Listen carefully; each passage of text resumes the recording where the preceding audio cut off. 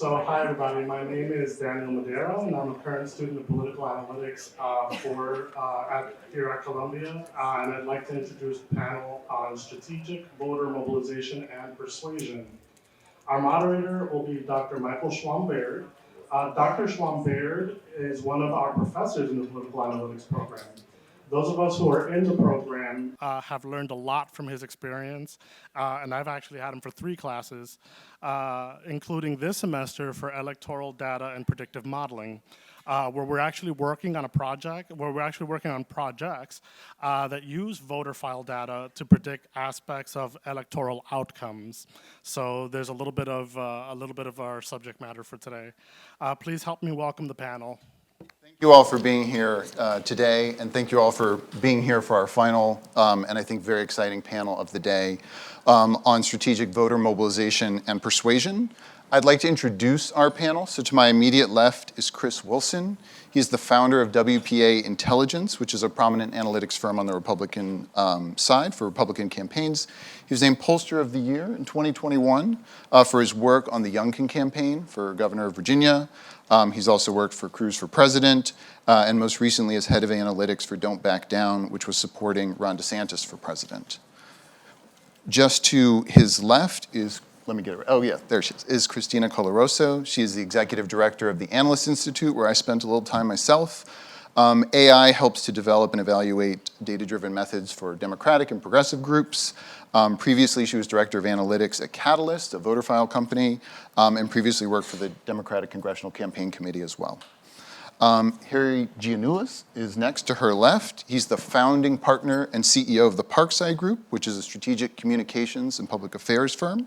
He's worked on a number of campaigns, particularly in the state of New York for Democratic state Senate candidates, and most recently worked on the Swazi campaign in the special election in CD3, which I hope he can talk a little bit about, particularly on targeting and direct mail. And on his far left is Professor Donald Green, who's the Burgess Professor of Political Science here at Columbia. He taught me most of what I know about field experiments in particular. He's done extensive research on turnout and field experiments in addition to other areas of political science and applied politics. And many practitioners that I know sort of in the field are particularly enamored of his book with Alan Gerber, Get Out the Vote, which is 3rd edition? 5th edition? Oh, I'm sorry. Okay, I'm way behind. On its 5th edition. So check it out, particularly on turnout. So I'm very excited to have this diverse panel with academic backgrounds, with practitioner backgrounds, with sort of backgrounds in the middle. And the first thing I'd like to ask them to kind of get us going is every cycle or so, there's sort of a new or innovative approach to turnout and persuasion sometimes as well that kind of takes people and gets their imaginations going. And I'm curious to know what people have seen most recently that excites them. So not that they're cynical about, but it's exciting. And particularly if you've seen sort of good evidence for that method. And just to give an example, some people might be familiar with the idea of relational turnout, where people look at their networks and try to turn out their friends. And this is something that obviously people have been doing for a long time, but recently has been implemented more over social media or text. So I'd love to just go down the panel and people can talk about something they're particularly interested in or excited about and what kind of evidence they've seen for it. So if we could start with you, Chris. Yeah, we it was Never Back Down. Don't Back Down may have been a better name for it. I'm sorry. That's all right. It's the song. That's on me. The song That's on the on way me. out the door. But we kind of came to the conclusion on a super PAC, and it was a well-funded super PAC, that it would be difficult to get volunteers to come in and make phone calls, knock on doors, things like that. And for anyone who's read Dr. Green's seminal text on the matter, you know the volunteers matter quite a bit. So we built an artificial intelligence texting chatbot for the purposes of being able to use our data for the purposes of turning people out. And now, to bury the lead or jump to the end, you can argue based on our performance in Iowa how successful it was. So let me just grant everybody that up front before anybody dunks on me on it. But we did have a lot of success recruiting county chairmen. We recruited every county chairman we had in South Carolina and Georgia with it, except for the big counties. We did those individually because we had to have certain ones. And then we did well with event turnout. We did okay with donor turnout, with donors trying to, I think once the LLM, which we initially started on top of ChatGPT, and I got a nasty phone call from their lobbyist, former Minnesota Senator Norm Coleman, asking me if I had read their terms and conditions, and it's like, no, I've never read a set of terms and conditions in my life, but he informed me in no uncertain terms that it prohibited political use, and unfortunately we texted a tech blogger in South Carolina who was actually modeled out as a DeSantis supporter, but he also was a tech blogger, and he started asking it to do math. And I was like, thanks. So we put up guardrails against doing math, and then somebody asked it to somebody else blog, because they said, tell me why I should vote for DeSantis in Shakespearean prose, and just stupid things like that. So people would figure it out fairly quickly, but we actually, throughout the course of the campaign, got it pretty good. And I'll say that my pride in this is, if you watched the campaign toward the end and the coverage, our event turnout in Iowa and other places was at the same level as what Trump was receiving. And whenever we would go into an event, when the governor would go into an event, obviously we were on the super PAC side, there was no coordination. When he would go in for an event, we would text every potential DeSantis supporter within 10 miles, and we'd have an ongoing conversation with them. A few interesting statistics from that. The average conversation was 32 minutes. The opt-out rate was less than 4%. On regular text messages, and the one you can only hit stop or hit a link to, it's closer to 20%. So we were averaging 19.7 to be exact. Our opt-out was under 4%. The response rate on the regular text is 2%, which is one of the reasons why you hear the problems with polling, even on the multimodal side. And we were able to use it for some school board races on behalf of another client in Ohio, Indiana, and Michigan in November. Now, Ohio skewed it because it had Amendment 2 on them. But in all of those, we were able to increase turnout over past races by double digits. In some cases, just barely over double digits. But in some, we got really significant increase by targeting our potential voters who had not voted in the past and having conversations with them. Now, jump to today. There's an effort we're doing in Florida that I can't really speak about that we began in November. It's nothing confidential, it's just kind of silly. But we have had conversations that have been going on since November that are continuing with people, and they just keep going, and they'll have a conversation about what it's like a hunting and fishing thing, and they're asking about it, and they're asking how to renew their license, and it's just turned into its own entity. So it's a really cool process. It's probably, if you want to read about it, it's called Sparkfire. We've got its own website, and we're kind of, now it's good. I got to find something to do after the presidential campaign ends. You're kind of out of work the next day. So, I mean, I have my firm, but that's boring. So we're kind of growing that and doing some things with it. And it's been, from a turnout matter, I would say, did it prove itself in Iowa? No. But it has in other cases, and I think as it learns and as we are able to find more triggers that motivate people to vote, I'm pretty convinced it's going to have an impact. Wow. That's really cool. That's great. From our perspective at Analyst Institute, I would say that when we are asked about innovative evolutions in tactics, and really just the areas where we hear the most interest from the partners that we work with on the left. I would certainly put peer-to-peer or relational organizing at the top of the list. There's been a lot of innovation over the last few years, since 2016, 2018 in particular, in that space. And as part of that, thinking about how to build the sort of peer-to-peer or institution to individual relationships that do not exist already, but are at the crux of successful peer-to-peer or relational engagement. The term that folks have been using for this is warming up a relationship with an individual voter. I think that's a great way of bridging the gap between what we tend to think of as cold contact, which is kind of one directional, kind of what you think of as traditional kind of campaign to potential voter engagement, as opposed to warm contact where that personal relationship might already exist with a neighbor, a friend, a trusted colleague. So thinking about how to leverage those relationships and warm them up where possible within the cycle is certainly where we are getting a lot of interest and questions. Second on that list, and I think this is especially kind of present coming out of the last few years where COVID-19 has kind of prevented a lot of in-person organizing activity, certainly at scale, so kind of door-to-door campaigning or site-based voter engagement programs. A lot of that, there's a lot of exploration around kind of what the new normal or new best practice for in-person voter engagement should look like in this moment that we're in, and how to layer our in-person activities with some of the great work that's been done recently in the online space. So bridging together kind of best practices across modes of communication for a more holistic campaign that builds a relationship with voter over time. But I will also echo something that I've heard mentioned in various panels throughout the day as well, is that while we can talk about what's innovative and talk about what's interesting and kind of shiny, for the most part, a lot of what we still recommend, especially when it comes to voter mobilization, is the boring stuff, as has been said here, which is, by the way, is no knock, because a lot of this actually comes from Professor Green's research over the years. But it is this sort of social and behavioral science informed ways of changing behavior and creating, for example, social incentives for people to cast a ballot by virtue of accountability in a civic context, or other sort of, again, behavioral and science norms. We really like seeing new applications of that very well-tread body of research. Maybe it's to different levels of the ballot or beyond mobilization. It could be action taking, persuasion, registration, or what have you. But those kind of new and innovative ways of applying the old standards are very exciting as well. It's good to hear. Terry, could I put it to you? Sure. I think I heard you say that you weren't looking for cynical responses. I'll take 'em. But since I'm from New York, you're not going to win on that one. So, I mean, the most seismic changes that have occurred, I think, in electoral politics is the changes in early voting for a lot of reasons. The special election you just mentioned, almost 50% of the people voted early in a special election, which is just kind of mind-blowing.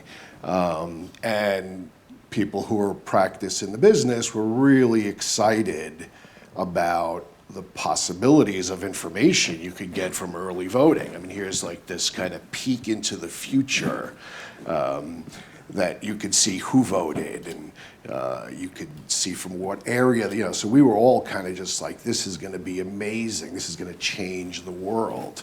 So, the big technology change that we've saw this year, I'm happy to announce, is that the Board of Elections is finally able to provide you with a list of the people who voted the same day. And it's amazing technology for the Board of Elections, right? So there are a lot of things going on. There's a lot of very interesting tools available, but I think from an academic point of view, from a budget point of view, it's a worthy discussion for everybody to remember the people who are running the elections are incredibly behind everybody else. When they do not have the technological ability to provide you with who has actually voted that day. And this was the first year, literally, in New York State, where you could get that information on a daily basis, as opposed to, hey, we have this list on election day, and so that's actually the most significant change that's occurred. Not that there was some kind of advancement for them, but just their ability to do it, and that they could turn around real data that you could trust, and it had a big impact. It had a big impact on all the elections, and it's a thing that we're now using regularly to be able to look at. I think there's going to be a lot more attention paid to it. I mean, there's a lot of discussions about President Trump's decision to encourage people not to vote early and the impact that might have had on his election.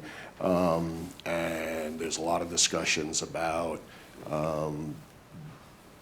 the Republican Party certainly now changing their strategy about early voting, but being able to access and manipulate that data, I think is going to be where the new technology is going to be. I think that's where people are going to put a lot of work into. Can I just ask, for you personally in your work in New York State, how's that going to change how you would try to run a campaign in 2024? It changes a lot of the basic thing. There's a Bible in politics, right? And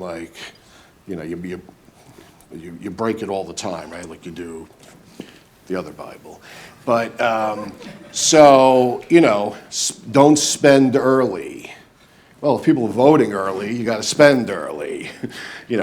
Sequence the time you're talking to the voters so you're not wasting your time and your volunteers' time. Well, if elections, people are voting for 3 weeks now, well, that how you sequence that all becomes kind of very different, right? So it's like spending the money, using your volunteers' time, how you target, how you make decisions about when you've already seen people voting. You mentioned the state legislature, which we've been working on for many years. We flipped it after being Republican controlled for I think 100 years. And the day after Election Day, every newspaper in New York, the headlines was Republicans control the New York State Senate. We were just sitting there laughing because we were like, at that time, they did not count the early vote until the day after Election Day, right? So like you'd have the Election Day tally, and then you'd have the next day, the earlier, actually even sometimes the day after that, would be the rest of the vote that had already been cast. We already kind of knew, because we were tracking all of that, who had voted. So we knew we were going to rack up all these votes. So we just kind of like, took punishment for a couple days and then really enjoyed the victory. So it changes the way you approach things. It changes, budgetarily, it gets very complicated. We started spending money Mike Bosian was here, who was a pollster on the campaign, and we worked together. We spent money early, and you get very nervous about doing that, because again, it's against the rules. It's against everything you're taught. It's against everything you learn. You got to kind of change your behavior. And now I think the numbers across the country are dramatically changing in every state, it seems, in terms of early voting. And everybody's going to have to adjust to it. Right. Don, could I put the same question to you? I know a lot of things come across your desk. Yeah, I'll make it a quick kind of mashup of things that others have said, maybe try to add a little bit.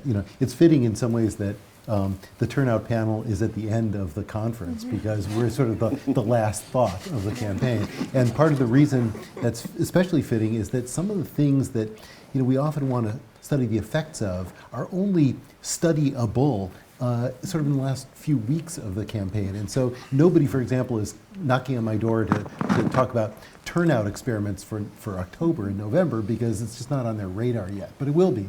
And I think that a number of things have been mentioned that are sort of in the ether in terms of ideas that are floating around for 2024.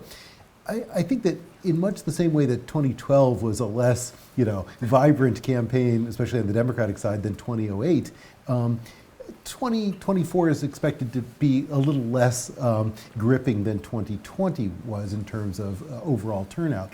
And so part of the question is how can you mobilize people to mobilize people? How can you get people, especially people who live in states that have early in-person voting or voting by mail, to use the time wisely in advance of the election, especially insofar as people are able to vote on weekends or vote after church or whatever, in contexts that would not otherwise be traditional. Those are things that haven't been much studied by randomistas like us, and they're ripe for the picking, as are other opportunities that Christina, others have alluded to over the day, which are basically social network-based mobilization strategies.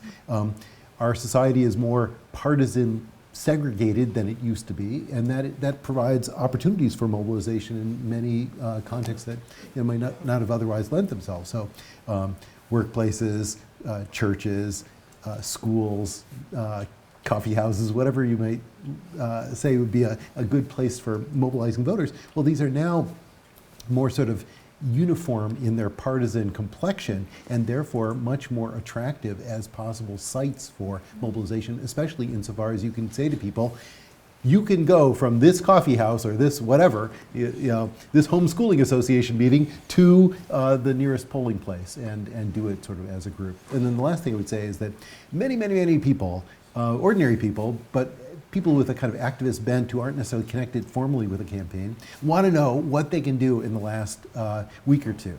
And I think that the campaigns have yet to find a way to channel that energy.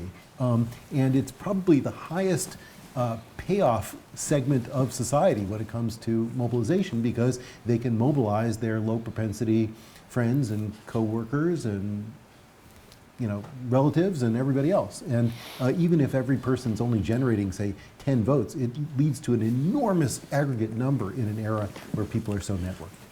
If I could add something to that, another, and maybe it has been studied, Professor, but another worthy, I think, area to look into is, so we don't admit it, we don't recognize it, you'd make believe, people seem to not think it exists, but we live in this post-COVID world where everything has changed. right? So we were sitting, I remember, in the Swazi campaign, and the nervous people. There's always like, two groups of people on campaigns. There's like the really nervous people, and then there's like the oblivious people who are actually nervous but are being very cool. You want to be that person, right? You like make believe you're not nervous. And everybody was like, oh, we're winning because we were looking at the turnout numbers. Turnout numbers were very good for us. And everybody was like, well, Republicans vote late. Republicans vote late when they come home from work, this whole thing. And I said, what are you people talking about? Nobody goes to the office anymore. Like, you're thinking about this pattern that existed that doesn't exist. So if it's 5 o'clock and those Republican districts do not have high turnout, it's over. And I called the election at like 5 o'clock. I said, it's over. They can't make up the numbers. There is no wave coming. These people have been sitting at home all day. They're not interested in the candidate. Whatever reason they decided not to, turnout was low. So I think this kind of like different lifestyle, we're seeing it's a lot harder to get people to volunteer. It's just like kind of, people are home, but they're less engaged.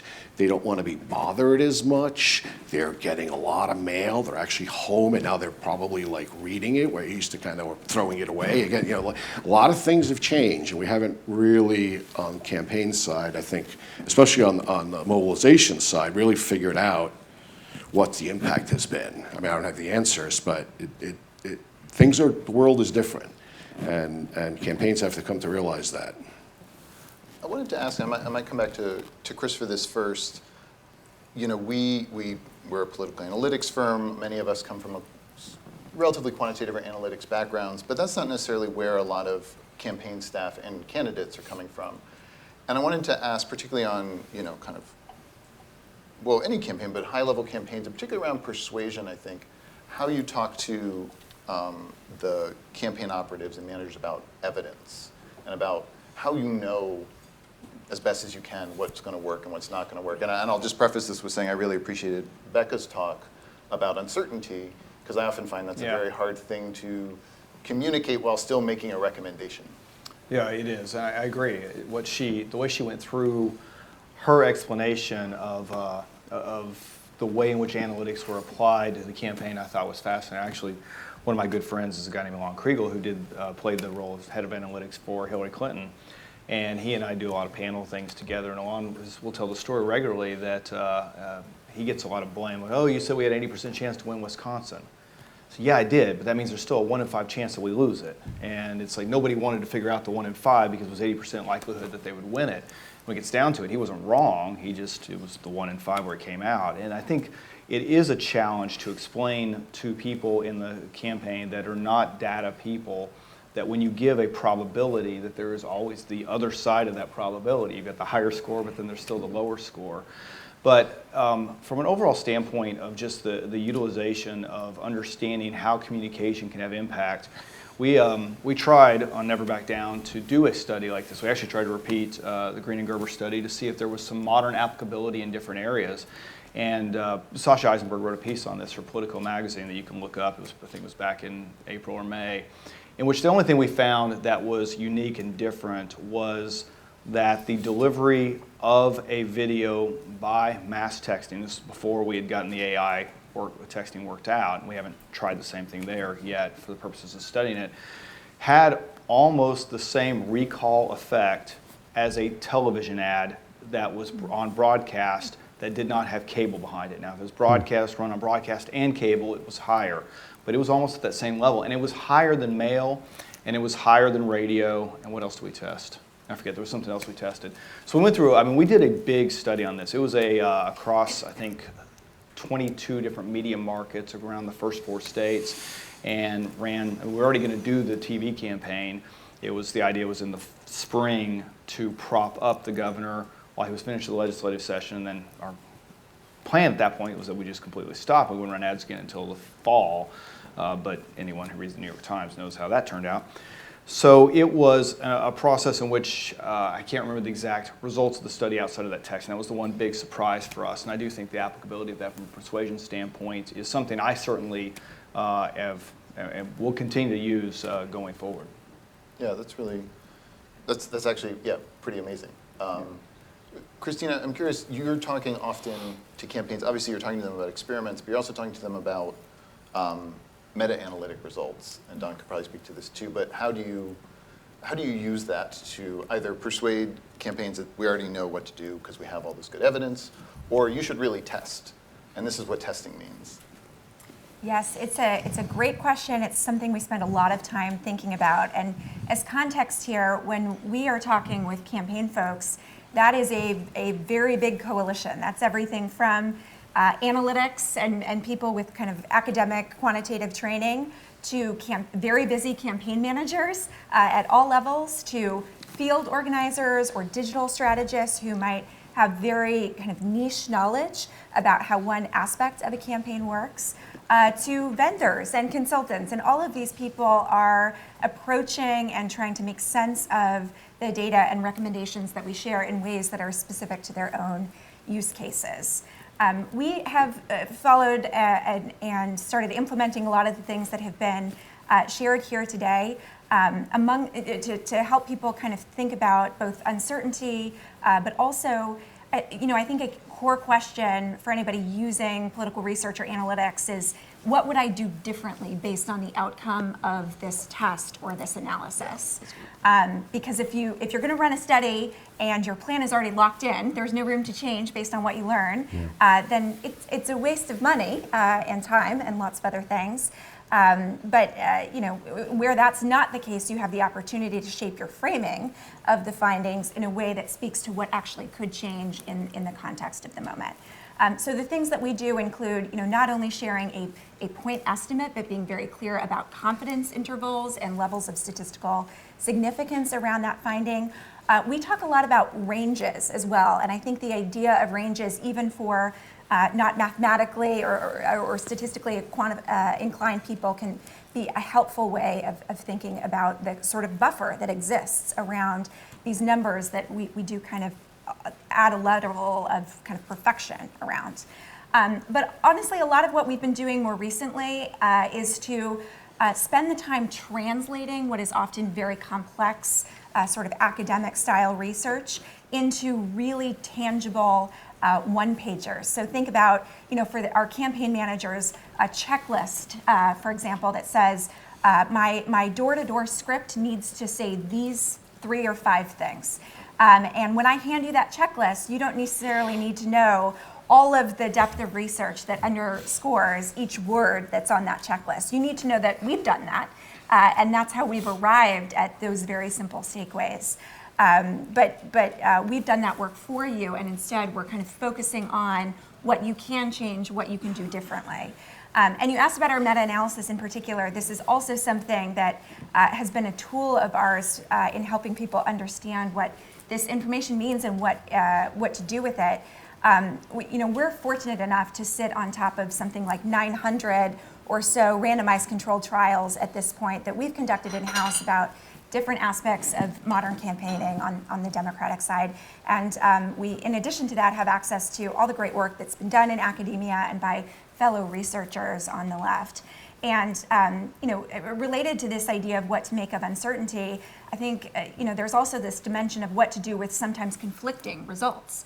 When one test result tells you to do this thing, sometimes with a lot of confidence around it, and then you get another study that tells you to do something different. How do you make sense of those findings, especially, again, if you're a really busy campaign manager with a lot to do? And so part of what we're doing in our meta-analytic work is pooling together all of that data, kind of turning down the noise, if you will, that might come from an individual study, especially if it's different or an outlier compared to the body of pre-existing research, and looking more broadly for trends and patterns that can form the basis of the recommendations that we use in some of these more practical tools. Yeah, I don't know, Don, if you have any thoughts about how you can sort of translate meta-analysis, or how sort of the recommendations that come out of your work, how you talk to campaigns about that and how they sort of process that. I guess I would say, well, I certainly agree with what Christina said, but I would say I think it's the role of the researcher or the person who's explaining it to a layperson who might not have much statistical training or even interest in it, that there are a few warts and unflattering features of meta-analyses that they should be aware of. One is, if you're talking about something like text messaging, the target may be moving over time. You know, when text messaging first broke onto the scene, the effects were immense, and then they got less immense, and now they're barely detectable. And it's true that you could just average them together, but if you do that, you're kind of misleading the audience to think that they're likely to get better results than they're going to get. Same with the context. You want to tell people, look, you know, think about the context in which these studies occurred. You know, were they presidential elections that were hotly contested, or were they, you know, off-season, you know, primary elections where party was not an issue? Those kinds of things can make a big difference. Typically, you have bigger effects in low salience elections. And then the last thing I would say is that for meta-analyses on subjects where the intervention is relatively standardized, like a piece of mail, you're pretty confident in the results. But when quality matters, as it so often does, you've just got to be really careful, because someone can turn in a kind of lackluster effort, get a weak result, and that may not be predictive of what you would get if you really had a good team. Yeah. Harry, I'm curious, when you're dealing, especially with down ballot races, maybe campaign managers or campaigns just have less time to sort of think about testing and analytics. Since you're working with multiple, can you sort of be like the utility investment for them in that, or how do you? I mean, the speak to them about that? most difficult thing is that so you know, most of the time you're focusing. You had mentioned persuasion messaging on undecided voters, and 100% of the time, candidates for office think the way they will get those voters' vote is by doing no harm, which is, of course, the opposite of actually having a message, right? So that they will fight you tooth and nail over, you know, here's the data that says this is what we should be talking about, you know, and they're like, no, you're going to anger X amount of people. It's like, no, you're going to anger Y amount of people. So it's just like this endless cycle where they have this belief that people who are undecided, who are often not registered in a party, that's a coincidence, but it matches, that they have no beliefs and they have no positions, right? So it's like this constant back and forth. So how do you deal with that?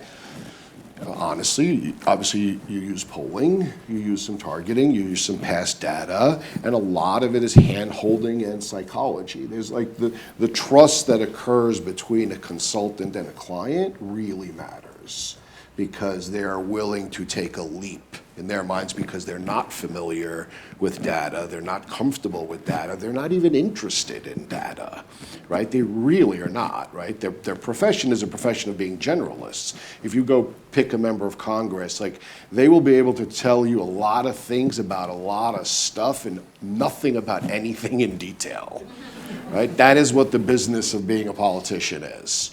And that's not what the business of a data person is, right? It's the exact opposite. So they come to the world with that viewpoint. So it's like this struggle to be able to get them to take that first leap, let alone show them the decision that was made using data that was a correct decision. It's very difficult. As a quick aside, if folks have questions, please put them on cards and we'll collect them and take them in about 15 minutes. I want to talk a little bit, I don't want to get too far away from persuasion as well. I think it's fair to say persuasion is hard. I've before coming here, spent 5 years doing a lot of message testing for a lot of different campaigns, often seeing very small effects or no effects, and then that testing often happened in surveys, and it wasn't clear what the effect was going to be when it hit the street, right? I'm curious how you think about evidence for persuasion in a campaign setting, because I find this to be a hard thing where maybe it's, and I don't want to put words in your mouth, but maybe it's you try a new thing and you see some movement in a survey. Maybe it's you actually are running an experiment in the field.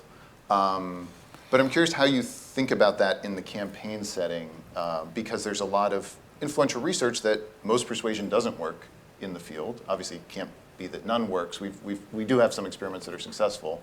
But it's a hard thing, and it's hard, I think, also to say that we've successfully, this is perhaps a little different, successfully micro-targeted or targeted the groups that will be persuaded as well.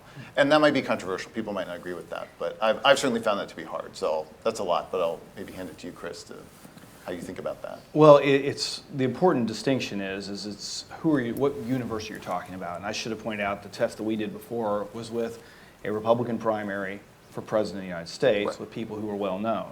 So I don't mean to say that by any means that could be replicated for a state rep campaign in upstate New York, or state assembly, sorry, in upstate New York or something like that. And I think that's the key distinction is, are we talking about, I do believe that persuasion is very, very difficult on a mass basis in a Senate race in Texas, for instance, where I'm involved this year. That's something you can't do. Where you can have impact, and it's more on the turnout side of things, particularly in off-year elections, is in a regional difference, West Texas, East Texas, that are somewhat homogeneous in their voter makeup, and that you can find reasons to get people out to vote. So I think for me, my approach, and this is, again, on the Republican side, is going to be primaries are going to be more about persuasion, whereas general elections are more about turnout. Now, that turnout is going to have a persuasion element to it. You've got to give them a reason to believe that they've got to get out to vote. But I do believe that works, and I don't think there's I hope what I'm saying there is not very controversial, because it is something that I think is proven itself out in multiple elections. And it is, to me, that is the role of data analytics. And I know back, I was involved in 2016, and I was on the peripheral of some of the Cambridge Analytical scandal, which I still get therapy over, being around. And, you know, it's just like, okay, you go and try and sell snake oil, and people are surprised when they get it, buy it, oh, look at snake oil. But from a standpoint of what I tried to argue that was a higher good of analytics is, to me, the role of politics is to speak to people, voters specifically, about what they care about. And when all you're doing is running an ad based on what a mass audience cares about, which in my mind, and look, we do polling too, so I'm not casting aspersions here, is what polling does, is it finds the mass concern, whereas analytics allows us to focus on you individually and talk to you about what you are concerned about. To me, that's what politics should be about, is speaking to people individually, and that gets people motivated again. So I do believe that is the role that we play, and that's why, you know, I get out of bed every morning hearing the Battle Hymn of the Republic in my head, and I march off to work and, you know, try and save the country. That's your song too, okay. Could I ask, just to follow up on that, when you're thinking about persuasion, and it sounds like especially in primaries, how are you measuring those outcomes? And how are you sort of making the case that, okay, this worked and this didn't work? Well, that's, again, somewhat controversial, because I believe message testing still requires survey research. Outside of that message testing, I would have been thrown off the last panel. I would argue that polling doesn't play as much of a role as it certainly did a few years ago. And I can't tell you how many times I'll get a call from a client, be it a GC or candidate or whatever, who wants to do a brush fire or wants to do tracking. I said, that's great, but we're going to rescore the model instead, or we're going to rescore the file, sorry. And to me, that is, okay, great. If you know you're down 4% and you can get a little bit of demographic target on that, it's helpful. But if you know that, I use Texas example from 2018, that all of a sudden, because there's been an event in Houston that causes Democrat turnout to increase by 300,000 people, that we've picked up through analytics, through understanding the probabilities of turnout and how it's impacted by this event that has occurred. And that makes you understand very quickly that you must correspondingly increase turnout in East and West Texas to match that, or you're going to lose a United States Senate seat. Those things to me are important. You would not be able, polling would not tell you that. Because polling is, even if you're using a probability sample, and I don't believe most polling firms do, some do, if you're only doing RDD or RBS or registration-based sampling, or even you asking people their likelihood to vote, well, admittedly, in the last panel, you have 90% of people who are saying they're going to vote, and your highest turnout election is, what, 75, 80%, even on a great presidential year? Well, you've got a lot of people lying to you there. And so how do you know which ones to field and which not? And that, to me, that's the value of analytics and making your decisions based on that. And let me just say, to plug the program, that's why what you guys are all learning here is so incredibly important, because you also are getting out of bed every morning to save democracy. Did you want to? I'll add to that. Yeah, please. I completely agree with the premise that persuasion is hard. It is especially hard in presidential election environments like the one that we're in now, because of all the noise, if you will, that's happening in the environment, especially for those who don't live, eat, breathe politics every day, like many of the folks in the room. It's just not what motivates them, even if it is what gets us out of bed. It's also very hard to study, and especially hard, I think, to capture in meta-analytic contexts, because the nature of persuasion programs are not as uniform or generalizable as I think you could argue tends to be the case for mobilization programs. But I'll connect that point with some of these points that have been raised about how we measure persuasion, because I do actually think they're very much entwined. The sort of studies or the context in which we generally see bigger persuasion effects are often, not always, but often the cases where we are using micro-targeting tools to very precisely define a kind of optimal audience that might be most responsive to a particular message. And by definition, kind of removing from that audience the people who are less likely to be responsive to that message. So if you follow that logic, it's intuitive that you'll likely see larger effect sizes within the confines of your persuasion study. But that doesn't necessarily mean that the magnitude or sometimes even direction of those persuasion effects will hold true when you take your persuasion program out of the lab, out of the context of your study, and deploy it full scale in the real world. And so one of the things that we counsel our partners on, and this is a good reminder for the kind of political analytics folks in the room here, is that the way you set up your persuasion study really matters. It's a lot harder to get kind of apples to apples data points around persuasion tests, and by virtue of how you're designing your persuasion study, you might kind of be, artificially confident in how well a message might actually work in the real world. Yeah. More often than not, I would argue, but yeah. Yeah. That you'll be overly confident. Yeah, based on that. absolutely. Yeah, sorry, not to move on, but as I will tell you, that's why Glenn Youngkin is governor of Virginia, is our ability to understand the impact of educational issues on traditional Democrat voters, specifically the Hispanic and African American community, and targeting them based on the stances on education between Glenn Youngkin and Terry McAuliffe. And you look at what Youngkin was able to get in both the African American and Hispanic voting universe in Virginia, and it was enough to make a difference there. And not just that, I mean, we really drilled down at Asian and a lot of the Pacific Islander universes that were voting, and so each one of those votes in a close race like that matters dramatically because you're slipping it from one side to the other. And it's a great example of where in a general election persuasion did matter on one specific issue that became the dominant issue of the campaign. And just to drill it down on that, did that come from just essentially survey testing messages? Did that come from actual experiments in the field? Where did that knowledge come from? The field. Oh, really? Yeah, Okay. it did. And digital or? Digital, mail, and yeah. Okay. Yeah. I hadn't heard that before. That's interesting. Harry, we were talking a little before about targeting, like micro-targeting, where you think it has kind of worked for you, and I was wondering if you could share that a little bit. Yeah, I mean, in New York is a wonderful state to practice campaign and politics in because you have such a diverse community, you have such a diverse state regionally, and micro-targeting becomes pretty important. A lot of the micro-targeting that's done, you mentioned some other states as well, but a lot of it is based on ethnicity. One of the key things, every time I read, inevitably there's a story every presidential election, Latino voters are not all voting for the Democrat for president. And I'm like, wow, 80 million people from 65 different countries, half of whom are immigrants, are not all exactly doing the same thing. Wow, that's amazing. This really is what's going on here. The world's coming to an end. So part of it's understanding that a lot of the kind of things that people think people have similarities, they actually don't. Right, and people say, oh, they talk about Asian voters. Like, well, now we're entering a whole other universe of people who have nothing to do with each other, but everybody drops them into the same pool.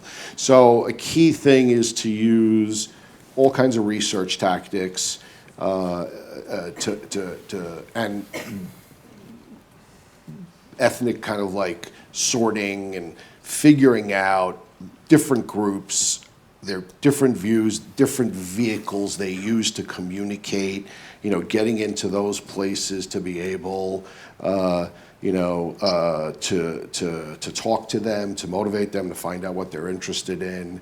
And it's a key thing. And, in a lot of these communities, especially emerging immigrant communities where a lot of micro-targeting is done, you often have kind of leaders who are the most outspoken people who don't necessarily represent the community, but the politicians always kind of lean to them and listen to them and look at them, but it's not really what the voters in their community are thinking. So you got to kind of get past the conversation that's going on over here and find out what people are actually talking about. Don, I don't know if you had any other thoughts about persuasion.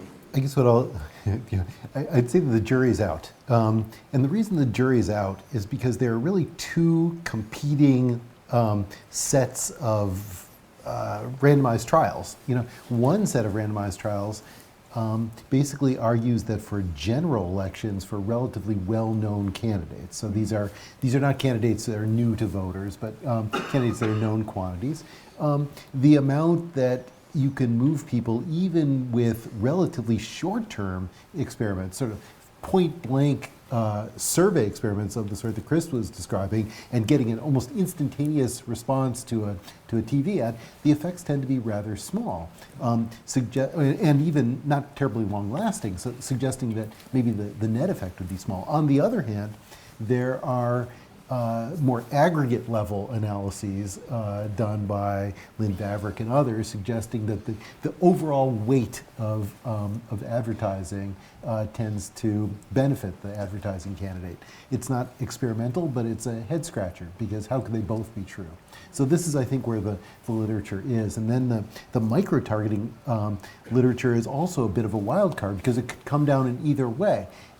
The head-to-head tests that have pitted micro-targeted against macro-targeted messaging don't tend to be a resounding victory for micro-targeting. It's not that micro-targeting does nothing, but either the studies are underpowered or the evidence is ambiguous. And I think that's a real challenge, both empirically and theoretically. Because one of the things that's so interesting theoretically is this argument that is associated with Alex Kopic and others, that basically arguments work about equally well for everybody. That if you make an argument about why your candidate is aligned with the forces of light and the others are aligned with the forces of evil, everybody is influenced by that, and they all gravitate in that direction, which runs counter to the argument. Two arguments, really. One, that they're heterogeneous effects based on pre-existing tastes, and the other, a very common argument, but with almost no empirical support, that there are persuadable people who are, by their nature, sort of swayable if they could just be reached on their own terms. And there's just not much evidence for that. I mean, I don't know if, I'm sorry, but I mean, I've found this in polling, again, in New York for the last 20 years, hundreds and hundreds and hundreds of surveys.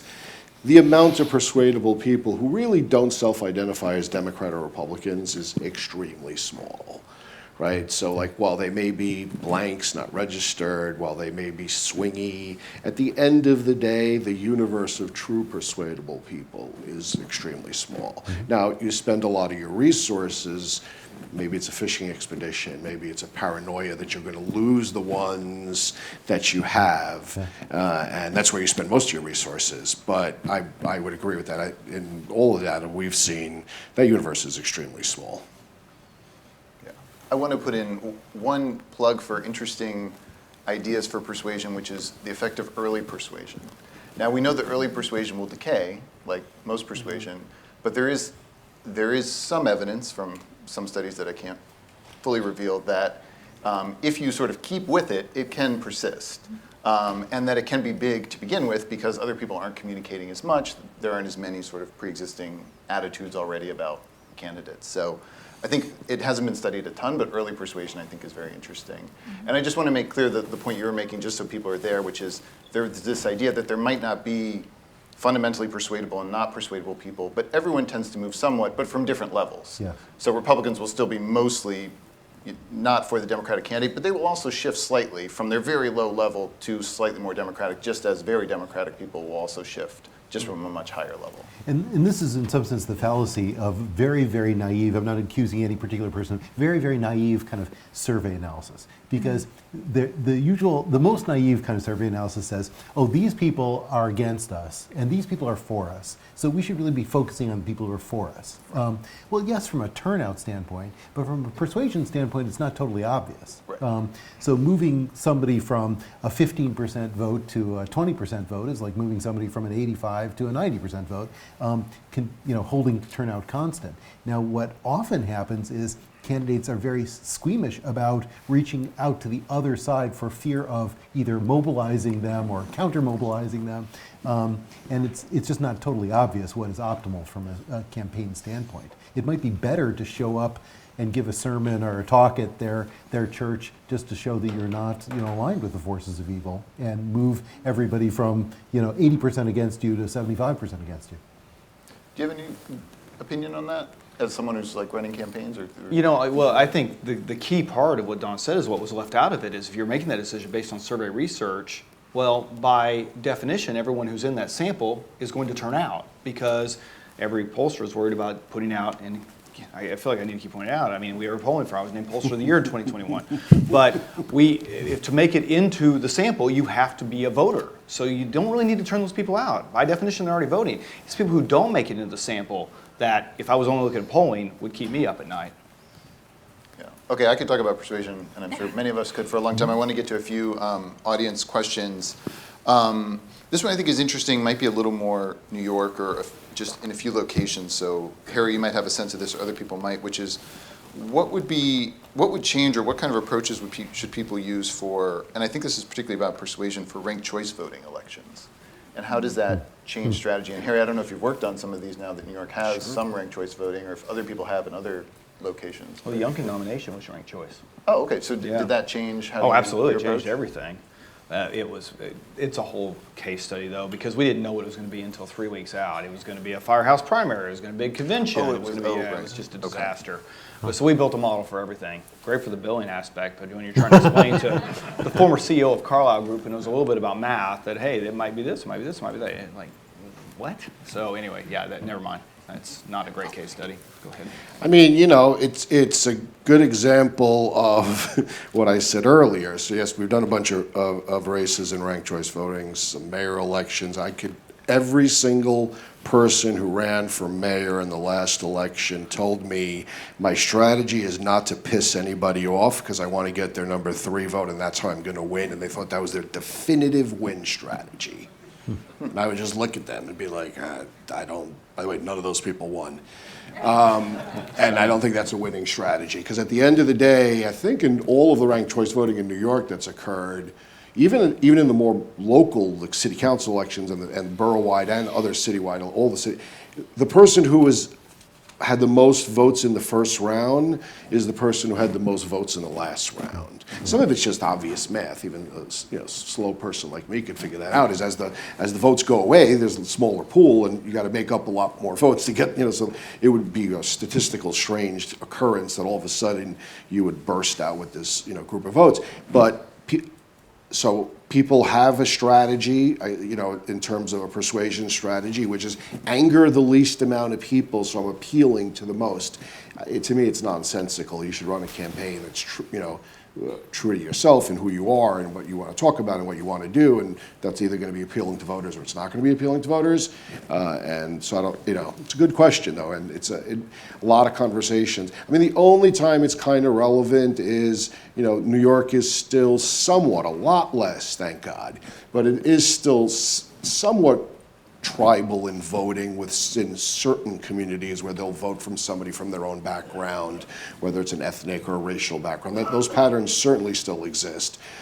So those things sometimes impact kind of ranked choice voting, where you got to kind of pay attention to that, But for the most part, I think that people should stick to what their overall strategy is, and it's either going to work or it's not going to work. But at the end of the day, whether I don't happen to like ranked choice voting, but at the end of the day, the person in reality won with 35% of the vote. That's where they started out with. I mean, that's where they ended up with. I mean, once you go through all the votes, the amount of each vote becomes smaller and smaller and smaller, like the importance of it. But it's a good question.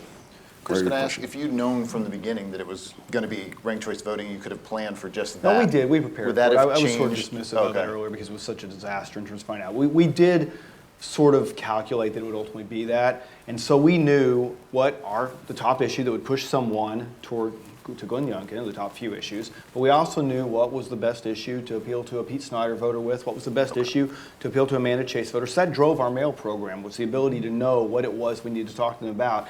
And with the goal of, okay, they modeled out, they're going to be an Amanda Chase voter, but how do we become their second choice? So we did run a campaign with that strategy because we figured it'd be that no matter what ultimately the state party of Virginia developed. You can see consultants don't like ranked choice voting because both of us are waving our hands and mumbling and saying this is hard. Like, it really just complicates things. It was very complicated. You know, interesting. Yeah. It was just a math problem. This might be more of a question for Christina and Don, and it might be very straightforward, but someone asked, what are the conditions for using social pressure on campaigns? My sense is you should just use it, at least light social pressure, but I'm curious if that's still your recommendation in general, or if you, Don, have some more thoughts on it. In general, yes, and for those who are less familiar, social pressure is about kind of what I mentioned earlier, creating these norms of accountability that reinforce for a person that not only is whether or not they voted a matter of public record based on voter file data, not how they voted, but whether or not they voted, but then also, kind of playing on that accountability either to to various forms of their community, and you can try this in different ways. We like to think of different kind of flavors, if you will, of social pressure. So there are versions that kind of hit you over the head a little bit more directly in creating that sense of accountability, and that can be a good fit for organizations in certain contexts. It may not be the best fit for all organizations in other contexts, in which case you might want to try a lighter or more modified version of social pressure. But the other thing I think is really interesting there is, well, two things. One is I think we typically talk about social pressure mail, direct mail being kind of the most common mode of communication for delivering this. It's been really interesting to see experimentation of this applied in other contexts, so digital ads, for example. I think that's a really interesting area of study. Secondly, there is similarly kind of budding areas of research around equivalence of social pressure in non-mobilization contexts. So is this a way of mobilizing or motivating somebody to register to vote, to take an action throughout the course of a campaign, or maybe even to persuade them? I don't know. Most of the research has been in the mobilization context, but to the extent that the general value of these accountability norms could be helpful, it's worth expanding outwards. So I've got a great story on this. 2016, we sent out described it as levels of aggression. This may have been over the top, so I'll grant you that up front. We sent out a piece called the voter violation piece. Oh man, yeah. It's a And legend. Google it. Yeah. And it worked. It worked really, really well. Like I said, in terms of level of aggression, it is like the top of the list. And the Secretary of State of Iowa actually I was Cruz's director of analytics, kind of said this was inappropriate. It was from your website, and we also showed a piece that he had sent out because the same mail firm did his stuff that was almost the exact same, but that's neither here nor there.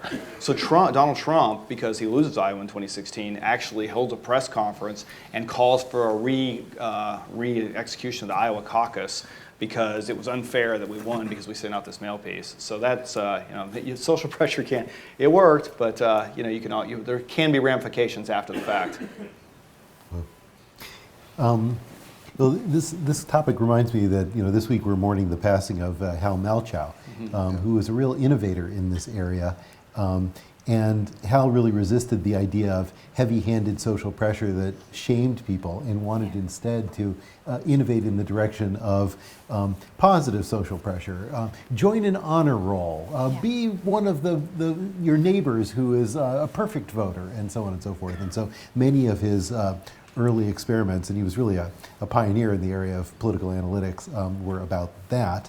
I would say that Hal and I had this conversation many, many times. We would plead with groups to use the same social psychological theory behind social pressure, but not in the context of mail. So imagine that you're in the Sierra Club or the NRA, or pick your club, and now imagine that there is a list on the wall of the members with gold stars next to their names, and who's going to get a gold star? The people who are voting in the public voting roll. Well, a state like North Carolina has a public voting roll. You can just log on and see who voted. And I think that kind of thing where you get people to pledge to vote, and then give them the gold star creates enormous effects well beyond the effects of direct mail. Yeah, I agree. We will have to wrap up shortly. I wanted to ask each panel member, though, since we have a lot of students here, many of whom may want to, work in politics, get into political analytics. What are the skills you see as most valuable, or things to study you see as most valuable? Perhaps you wish you'd studied them before. It would have eased your movement in this world, and I'll just happily go down the line. Well, if you're already students, you're studying what you need to study. I would say, I think Becca gave the same advice. Go work on a campaign. Find the opportunity to volunteer. Get in touch with Harry and find a local one that you can go be a part of, because I don't care if you're knocking doors or making phone calls or whatever the case may be, just that learning that political side of things is absolutely invaluable. Our lead data scientist actually went to Iowa to run the data program for the Iowa caucus this year, and her comment to me was that she's just absolutely brilliant. I mean, she is probably one of the best data scientists I've ever worked with. And she said, I wish I would have done this when I was in college, because the level of knowledge I have now in terms of how our data is used compared to when I was just producing it is light years ahead of where it is now. And of course she asked me for a big raise to stay around, so I'm kidding. But just do that, get involved in a campaign. I would echo that. I often find that some of the more hard skills, to use that term, or quantitative skills can be taught on the job or by virtue of courses or independent learning. But it is really hard to teach somebody that sort of political awareness and context. That's the sort of thing that you only build up through experience, and it can be a real differentiator in a competitive hiring market. My second piece of advice would be, especially if you're early on in your career, I would advise not feeling so much pressure to kind of lock yourself in to a particular path of analytics work. Research and analytics means lots of different things. There are lots of different versions of this job that people can do and have an impact and feel very satisfied with. And one of the things that I was lucky enough to do in my career is jump around a lot. So I worked on campaigns, I worked at a state party, I worked at a party committee, I was a pollster for a little while. And while I would not claim to be an expert in any one of those things, I think holistically being able to see data and analytics from those different perspectives has helped me in my work now speak to the people who are experts in those venues, because I have at least a little bit of knowledge there, but also to kind of zoom out and have that unique perspective on what the data means and what to do with it. Yeah, I would say, look, it's a wonderful, wonderful career, because at the end of the day, you will often open up the newspaper and see that you impacted something, not like an election, right? And whatever your political position is, but I every day open up the newspaper and say that would not have happened if it wasn't for me and my team. It would not have happened in New York State. Sexual Victim Survivors Act, women's equality, none of that would have happened, because it wouldn't. I went out and won these elections, dedicated 24/7 of my day to working at it. So that is not something that you get a feeling from in a lot of other businesses. So I say, do jump in. You can jump around a lot. I agree with you. George Perez is here, works with me, started as my intern, became my data person, now is my social media person, has tens of millions of dollars running through his hands every year. I have no idea what he does, and I never even ask him. But you could jump around a lot, and you could learn. Every time you move, you learn. And last thing, again, because I brought this up earlier, this kind of post-COVID world, build relationships. Build relationships with mentors. If you find a couple of good mentors, stick with them. They will pay you dividends. Be nice to those people.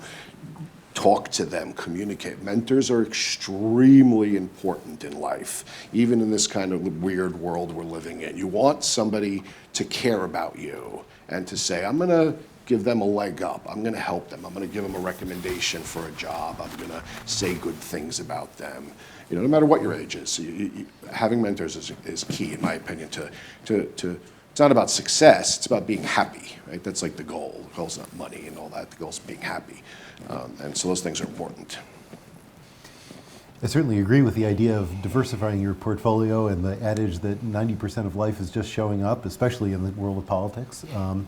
I would say that in the context of Columbia University or any university, there is a kind of opportunity that you have to get into the upper echelon of data science, a kind of sub-profession that is very different from other professions. And so to the extent that you can devote yourself to learning about randomized trials, learning about data transparency, learning about data analytics, you are setting yourself up for a professional career path that is only available to a relatively small segment of people. And the nice thing about that is, as many have found out over the last, say, 10 years, is that when the bottom falls out of your political party opportunities, there's a very, very significant shadow wage waiting for you in the tech world. That is 100% true. All right, I think that's a good thing to end on. So thank you so much. Please help me thank our panel here. And thank you so much for coming today.